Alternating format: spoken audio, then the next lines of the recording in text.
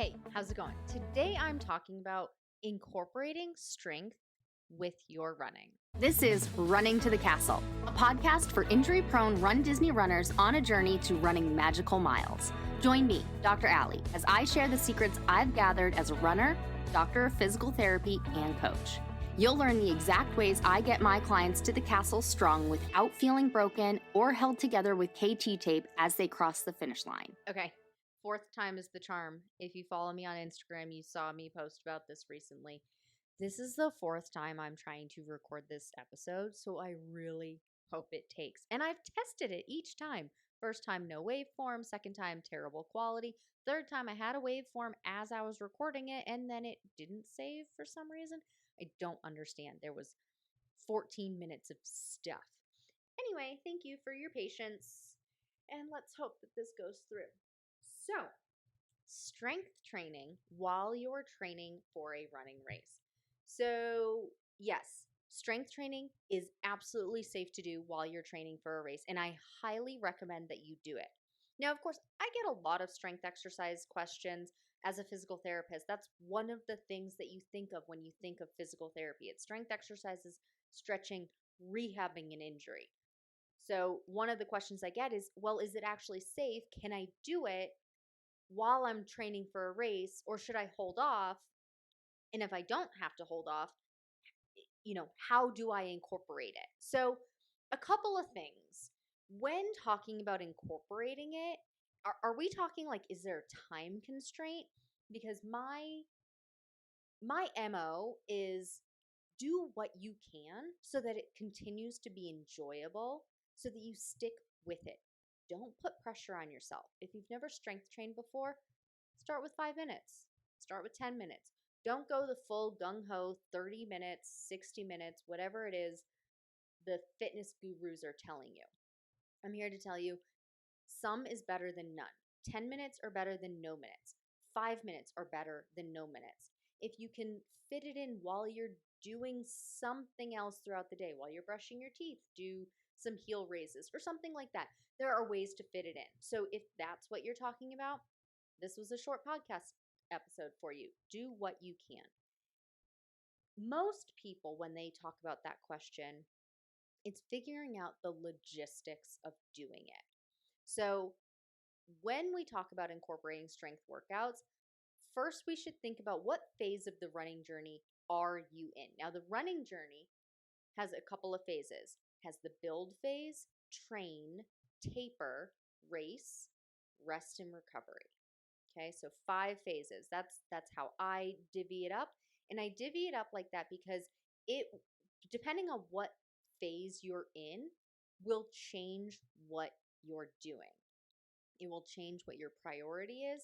It will change how much and what kind of strength exercises you're doing, what and how much stretching you're doing, what and how much rest and recovery type things like hot Epsom salt baths, massage, foam rolling that you're doing, what you're eating, how much you're eating, and hydrating, of course, and things like that. So when we're talking about incorporating strength training and run training, I'm mostly going to be talking about during the train phase. So when you are actively training for a race, you are in Run Disney race season.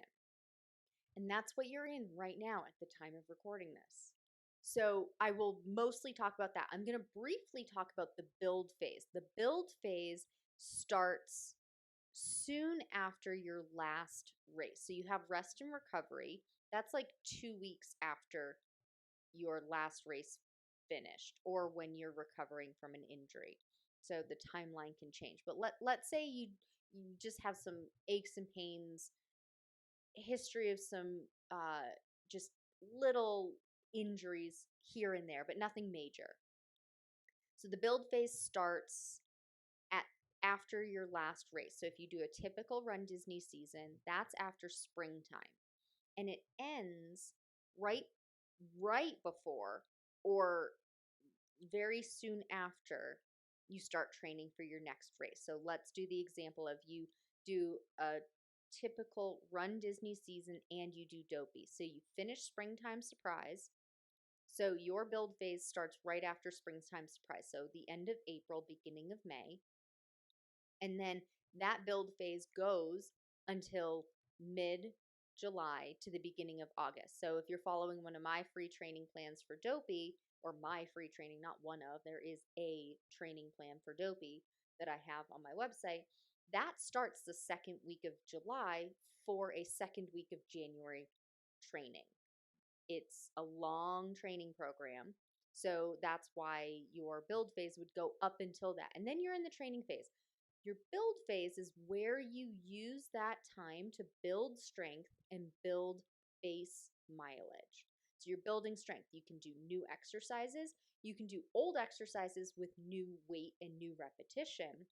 It's where your primary focus is building muscle strength to support your body to be a stronger runner, and you're incorporating building base miles. So you might be starting back at zero, just if that's what you and your coach will do. I have some of my clients do that depending on what their goals are.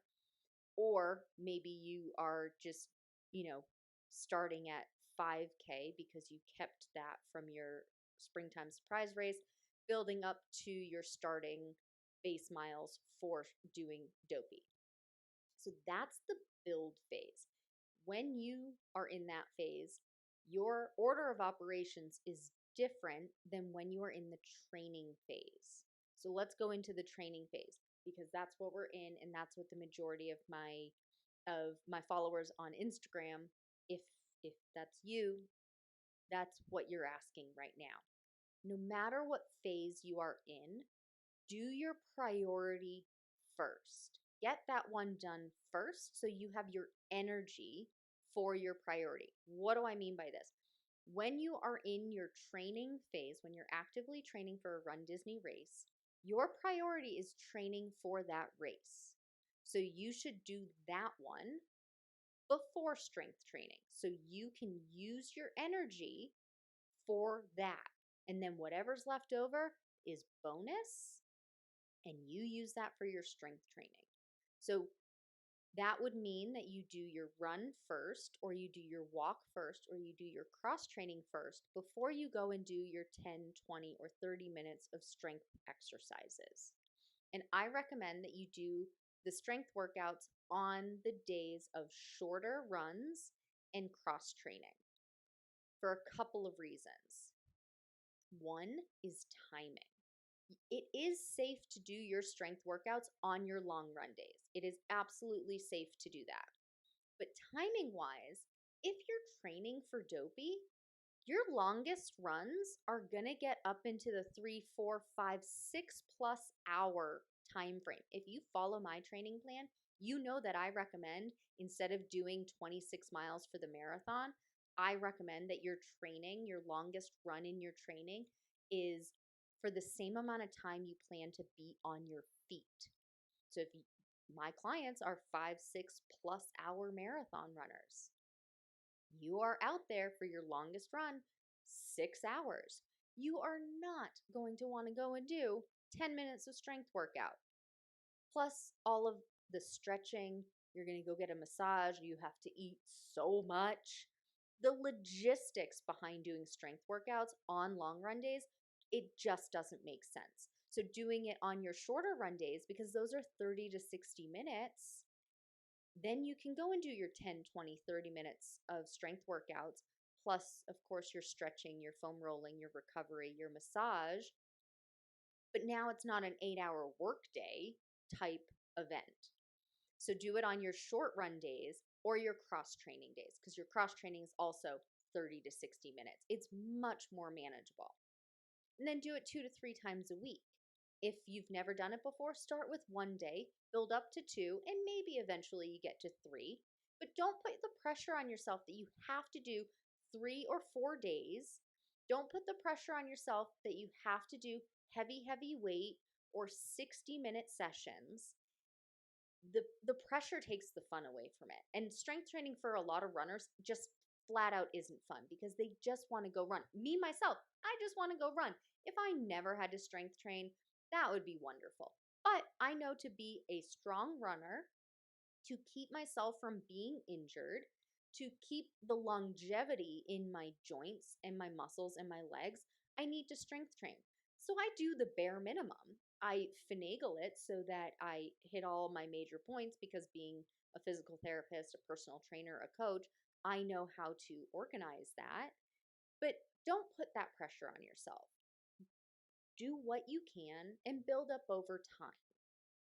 Start with 10 minutes once a week. Start with 20 minutes once a week. If you're seasoned and have been doing it for a while, yeah, sure, maybe you can do 30 minutes 3 times a week. You don't need more than that.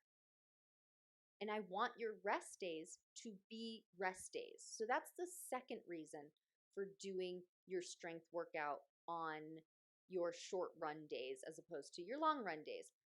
Your rest days need to be rest days. Your body gets better and heals when you rest and recover. So if you're listening to this podcast, it's probably because you've battled injuries in the past or you're currently battling one. Your body needs a rest day, and it needs to be a complete rest day. Now, of course, go and do your odds and ends, do your daily activities. Don't be a bump on a log. Don't just hang out on the couch all day. That's also not good. It's active rest. But whatever you're doing, it should be leisurely. Take the dog for a leisurely walk. Hang out with your kids and do their activities leisurely. Maybe they're riding their bikes and you're just walking around. Maybe you are riding a bike leisurely with them.